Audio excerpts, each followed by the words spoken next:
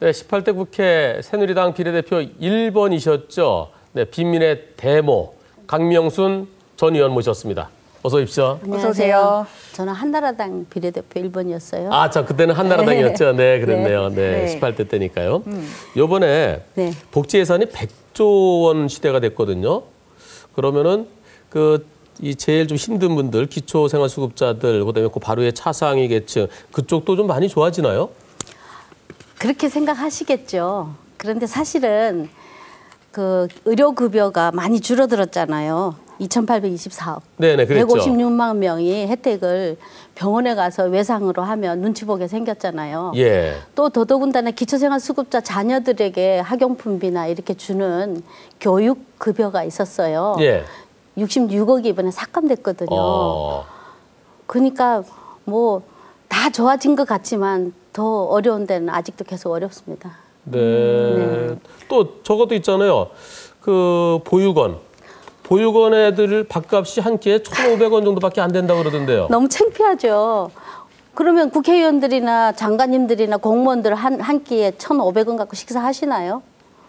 그것도 200원 복지부에서 겨우 올렸는데 100원만 올려고 100원은 삭감했잖아요. 네. 그렇게 삭감하고는 지역구에 SOC 사업 도로하고 이런 거 하는 거에 3,710억 원을 증액시켰잖아요. 예.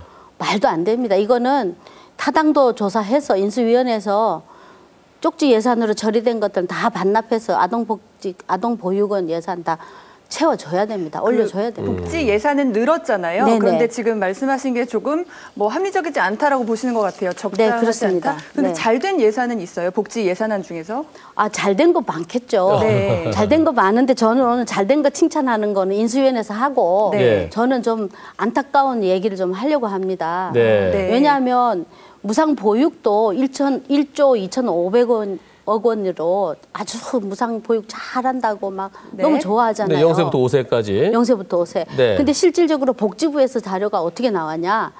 7,000억 원을 절약할 수 있었다. 아이를 아침에 종일반. 그렇죠. 아침 하루 종일 맡길 수밖에 없는 맞벌이 부부하고 네. 오전에만 맡길 수 있는 네. 그런 분들이 있으면 그거를 구분하면 7,000억 원을 절약하면 보육원 아이들 예산을 1,500원 매기겠냐고요. 네. 지금 참 안타깝죠. 어린이집 같은데 반나절만 맡기는데도 전체 한나절치를 다 갖다 줘야 된다면서요? 네, 그렇습니다. 네. 그건 앞으로 좀 개선될 가능성은 없나요? 이제 그거는 추경해야죠. 네. 왜냐하면 인수위원회나 뭐 새 정부에서 이런 불합리한 것들이 복지부에서 문제 제기됐으니까 이걸 받아들여야 됩니다. 공약을 지키는 것도 중요하지만 그 돈으로 우선적으로 가난한 아이들, 아동 청소년들 자살 많이 해요. 예, 예. 네. 아이들이 자살하는 나라잖아요. 아이들이요? 예, 청소년 아이들이 자살을 중학생들. 중학생 자살하고 걔들은 왕따 그 성적 비관 그런 걸로 자살한다고. 그것뿐 아니라 우울증도 많아요. 지역 아동센터에 우울증이 걸린 아이들이 12%니까 10만 명에 12% 많아요. 예. 그리고 이런 아이들이 또 아이들한테 물어봤어요. 니네 정말 자살하고 싶은 계획을 잡아봤니? 그러니까 19.8%, 19.5% 그러니까 5명 중에 1명이 자살을 계획했는데 네. 그 아이들 중에서 18.5%는 빈곤 때문에 나 죽으려고 그랬어. 네. 저 알거든요. 저는 옛날에 긴급조치 9호로 남편이 갔을 때 판잣집 살 때 너무 우울하고 답답하고 희망이 없으니까 저도 자살하려고 했었어요. 지금은 다 사면이 되고 무죄가 돼서 마음의 가위는 눌렸지만 그 자살하는 마음이 어떤 마음인지 아는데 너무나 놀란 건 엄마들이 생활고를 비관해서 아이를 못 키우겠다. 이 아이를 놔두면 누가 키워주니. 아, 맞아. 여간에서 애들 죽이고 자기도 자살하고 그런 경우도 있던데요. 그리고는 목 졸라 죽이고. 애가 공부 못한다고 때려 죽이고. 그럼 어떤 대안이 필요하다고 보십니까? 그러면 이제 아동복지 예산을 높여야 되죠. 아동복지 예산이 우리나라 OECD 꼴찌잖아요. 아니, 요번에 초등학생들 학교에서 밤 10시까지 데리고 있게 학교 돌봄이 있다면서요, 그래? 근데 그게 말이 되나요? 애들이 10시까지 애들을 하면 애들이 뭐라고 물어봐야 돼요, 애들한테. 아이들의 의견은 어떠세요? 그렇죠. 아이들이 학교 갈래? 그러면 학교 가기 싫거든요. 학교 가면 짜증나고 귀찮고 성적 때문에 스트레스 나고요. 선생님이 때리고요. 힘들어요. 나는요, 학교에서는요, 학교를 바꿔줬으면 어떻게 하면 짜증이 안 나겠니? 그랬더니 학교를 부셔버리세요. 그런 아이들을 밤 10시까지 붙잡아 두냐고요. 네. 그다음에 또 여기 보면 가출한 애들한테 물어봐. 제가 실태조사를 400명을 했는데요. 네. 예. 10%가 학교는 아이들의 꿈을 키워주고 네. 아이들이 정말 원하는 대로 좀 해달라. 나는 학교가 너무 싫어요. 그래서 학교 제도를 바꿔주세요. 가출한 애들이 얼마나 이쁘게 말을 하는지. 우리는 가출한 애들 다 문제한 줄 아는데 아니에요. 그 아이들의 마음속에 학교에 대한 희망을 아직도 피우고 있더라고요. 예. 그러니까 학교가 없었으면 좋겠다고 하는 아이들한테 학교에 밤 10시까지 붙잡아 둔다는 거는 애들을 학대하겠다는 거예요. 그런데 방법이 없잖아요. 엄마 아빠는 일을 하고 왜 방법이 없습니까? 애들 혼자만 놔두면 오히려 위험해질 수 있잖아요. 학교에서 성폭행 당하잖아요. 운동장에서 깜깜할 때 애들 귀가지도 어떻게 합니까? 지역사회 안에서 지역아동센터가 있어가지고 아이들이 청소년들 자살하는 거, 가족들이 자살하는 거 다 예방하고 사례 관리하고 아이들 엄마같이 품에 안고 먹이고 하는 지역아동센터가 있습니다. 4,000개나 있습니다.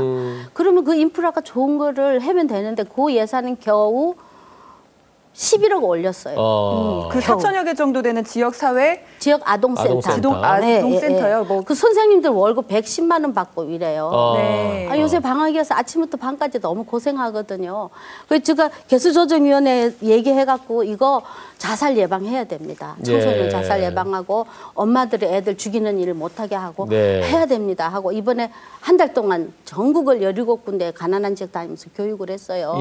우리가 사례 관리해서 아이들 생명 지킵시다 하겠답니다.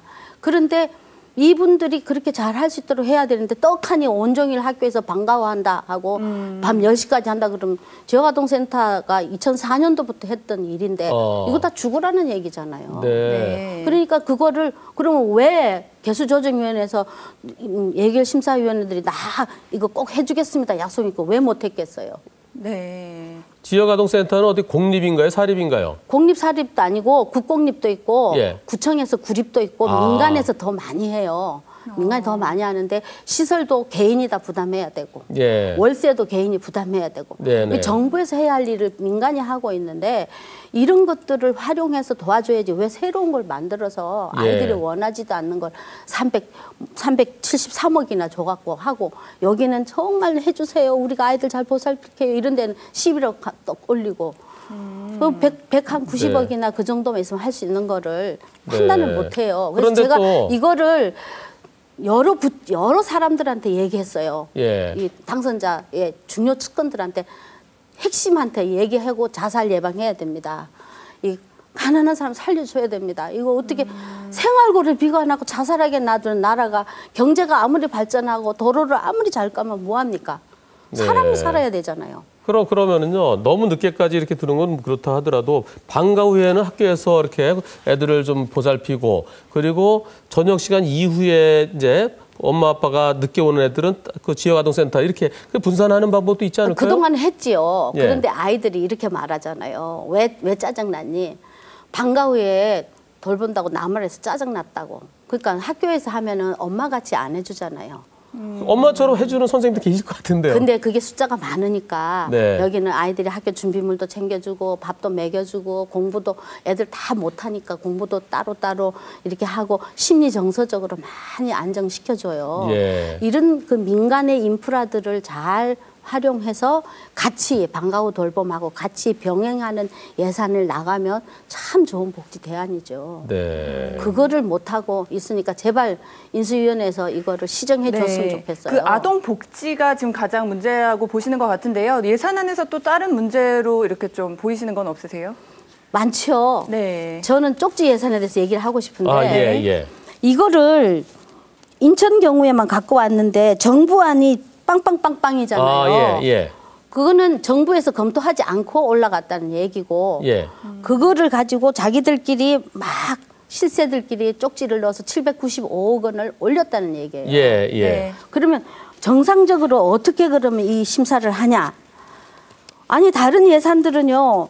여기 복지부에서 용역하고 또 인건비 올리기 위해서 정말로 자기네들이 지원하는 것들에 대해서 보건복지상임위원회에서도 얘기하고 보건복지상임위원회 예산소위원회에서도 얘기하고 예결산 특별위원회에서도 사람들이 문제 제기하고 그 절차를 다 밟아야 되잖아요. 근데 이 절차를 다 무시하고 그냥 그럼 이 쪽지에서 마지막에 묻지마 예산인가요? 그렇죠. 호텔에서 쭉 집어넣는 거예요. 왜 호텔에서 했겠어요? 속기록 안 남기려고 하죠. 예, 그거 예. 없애야 돼요. 그럼 앞으로 어떻게 개선해야 될까요? 네. 쪽지 예산은? 그러니까 쪽지 예산을 없애려면 국회 안에 시설이 제가 국회의원 해봐서 알거든요. 예. 한옥집도 있고 되게 시설 좋거든요. 네. 이번에 돈 많이 들여서 새로 지었잖아요. 예. 네. 거기서 하시고 속기록 남기시고 예. 또 상설 예결산위원회를 해야 돼요. 예. 시간에 쫓기지 않게. 예. 쪽지 예산이 몇천 건, 4,000건, 뭐 몇 1,500건 뭐 썰이 예. 많잖아요. 예. 네.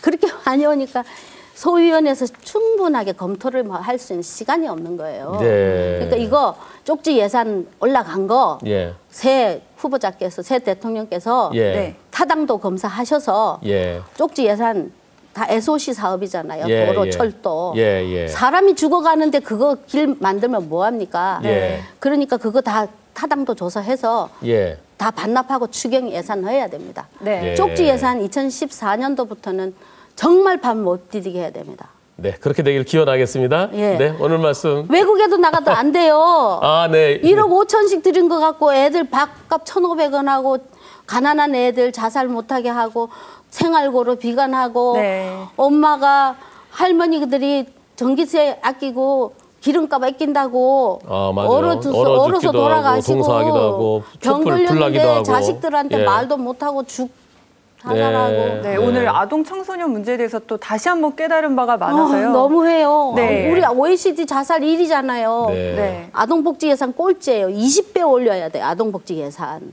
네. 오늘 말씀 여기까지 듣겠습니다. 답답합니다. 네, 잘 들었습니다. 고맙습니다. 네, 감사합니다. 네.